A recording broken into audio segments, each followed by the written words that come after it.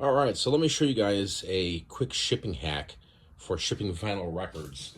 I've got about 7 vinyl records going out today. As you can see, West Side Story, there's just 2 of them here. We're going to package up real quick. Dean Martin, these are in excellent condition.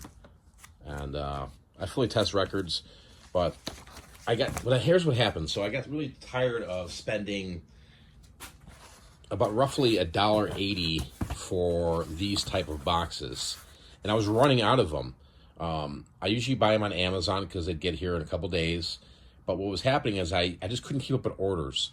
So I was trying to figure a way how I can cut costs for shipping, and last year I changed over to this method here.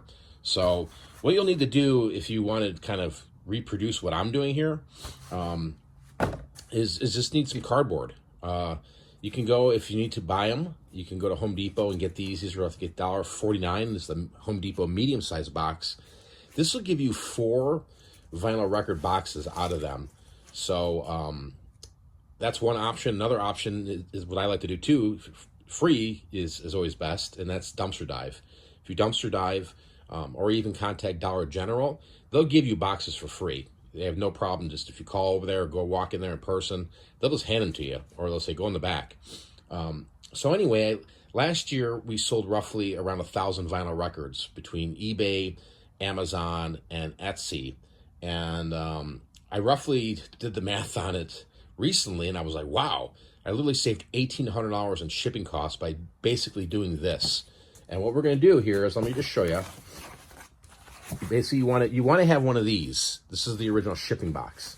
If not, there's measurements and stuff like that. You can look online to see what you need. But pretty much what I do, and it's pretty simple, it doesn't take a lot of time, is basically we were just tracing this original box, right? So we're going to make a carbon copy of this, and then we're basically going to cut it down to size and make it into pretty much the same box. So as you can see there, we've traced it already. And then we're just going to cut it out. And I'm just going to speed up the process here, guys, instead of showing you every little detail, because it is a little time consuming. I could roughly knock one of these out in about 1.5 minutes, because I like to manage my time. So I like to know how much time I'm spending actually on a project, whether it's listing an item, whether it's packaging, whether it's looking for inventory. It's all about putting a system in place for your business, right? And then you can calculate costs that way when you're doing stuff like this. Because a lot of times, if you're not prepared to ship an item out, let's say on eBay, right? Let's say it's not prepackaged, and you sell it, and it's something that's not very simple. Let's say, for example, like something that's over a pound, and you need a specific box for that. You don't have that box. You could spend an hour packaging that up, or trying to find a box or make a box. So for me, it's all about time, and everybody has time developed into the item, and your time is money, so look at that. That's pretty easy. See, look at this. It's got the same shape with the flaps as, let's say, this box, right? So let me move this aside here. And then the next step, what we're doing is we're just basically tracing out the patterns here, right? We want to create some fold creases on this here. So I use just this yardstick. We come across here, and then what I do is each bend. So as you can see here, we've got the line here. What I like to do is I like to go into 0.75 inches, and that's going to be one of the folds. So we're going to make a second line at that 0.75 inch mark. We're basically going to reproduce this all the way across the board here. And I'll show you that when I'm done here.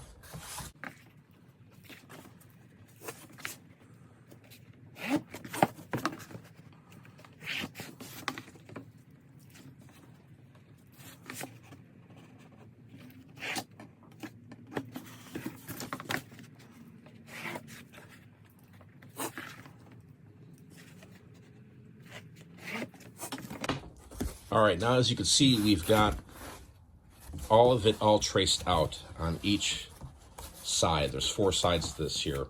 And what I like to do is, you might say, well, why do you have this here?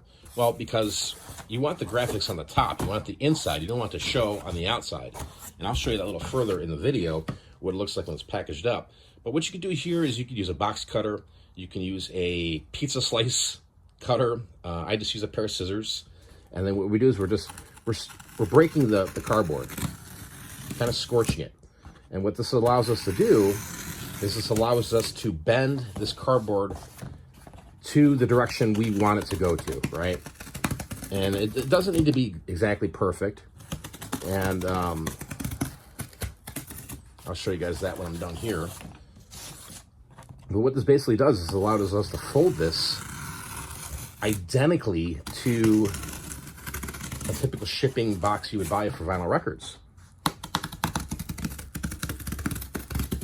When you take your costs involved, you know, it's a big, you can save some money. So you can see here we scored that. And what that does is, see how that easily bends now? So it bends and boom. Bends, boom. Here's another one, the top part. It easily comes in. So you can see it's taking shape there. And that's it, guys. It's pretty simple. So let me grab some tape here. We'll throw a vinyl record in and we'll ship this bad boy out. All right, so we have West Side Story here. And we've got it in a plastic wrap here. We've got the record actually out of the sleeve. And this is the way I like to ship them. Never had a problem shipping any vinyl records. I think I've had one or two bust and crack over the course of 10 years. So it's not a big deal. You also, you know, this cardboard's really, really nice and sturdy. Look at this, not a lot of breaks in this. And then pretty much I just like to kind of grab some tape here. And I do a little extra taping because right there, that's holding pretty nice with one there. So I'll go across here and I'll show you guys what this will look like here. Then I like to do one on each side. So the key is to get the box flush. See how that's flush right there? And that'll guarantee nothing's going to happen with this.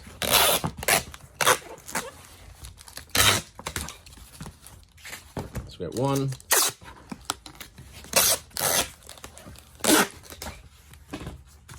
So there we go, guys. Check that out. All right. Looks pretty nice. It's nice and sturdy. And all we got to do now is just put a shipping label on it. But just wanted to share this with you guys here because, you know, there's a lot of ways to cut costs.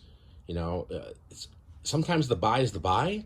But if you can figure a way to cut your costs in multiple ways, right? One would be something like this, where instead of you buying shipping boxes, you create your own shipping boxes.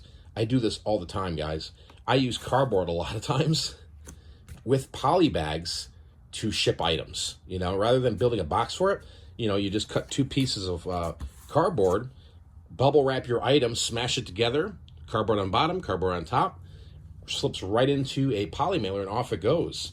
So, you know, it's all about when you figure out this reselling for what works for you, it's just figuring out how to master it. And once you can master it in terms of time, in terms of shipping supplies, inventory, all of that, it just becomes a better routine and more of a profitable routine. So as you can see, it's good to go. Ready to ship this out. I'm gonna knock these out here, guys. I mentioned earlier, you can use cardboard for a lot of different things. For example, here, this was the cut off pieces from that last vinyl record I made, the box.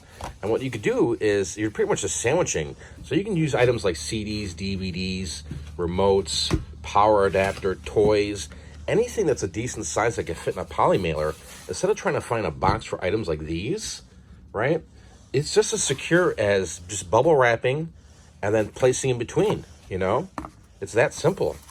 And you don't have to go out there and find a box. This works perfectly. I have never had a problem in all the years of reselling, shipping items like this. And actually, a lot of people leave me great, excellent feedback saying, well packaged. Instead of just throwing this in a poly bag, you know, just that's it. You know, nothing's going to happen to this stuff, guys. Once it's sitting in here, it's nice and secure, and customers get it. And it's a good way to reuse the cardboard that you have here, especially the scrap pieces when you're cutting down bigger boxes. So Hopefully you enjoyed today's video, guys. On the screen is a link to my website, pickforprofit.com/tools. You can find all the tools that I use for my reselling business on my website, along with other information out there about reselling. If you enjoyed the video, hit the thumbs up, and I'll see you guys in the next video. Take care. Peace.